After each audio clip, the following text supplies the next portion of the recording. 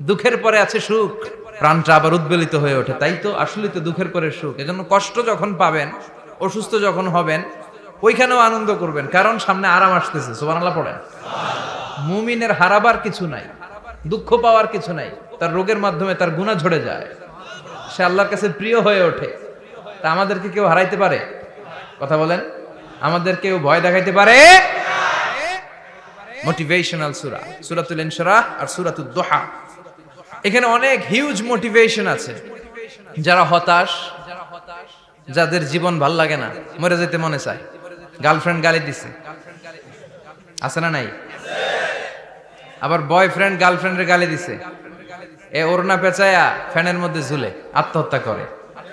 কত বড় পাগল! তুই মরলি কেন? গালি দিছে তো কি হয়েছে? হ্যাঁ, বুঝতে চায় না, হতাশ হয়ে যায়। আর বয়স কম তো, ইচড়ে পাকা, অল্পতে কাবু হয়ে যায়। এই সূরাগুলো পড়ে না। এখানে আশার বাণী আছে। আজকে আমি জানি কথা শোনাবো আপনাদেরকে, শুরুতে আগে সংক্ষেপে বলে দিই। এই সূরার মূল কথা হচ্ছে, মানে সেন্ট্রাল থিম বা সাবজেক্ট ম্যাটার, সূরাতুদ দুহার কেন্দ্রীয় আলোচ্য বিষয় হচ্ছে নিরাশ হবেন না, হতাশ হবেন না, হাল ছাড়বেন না, ভরসা রাখবেন কার উপর?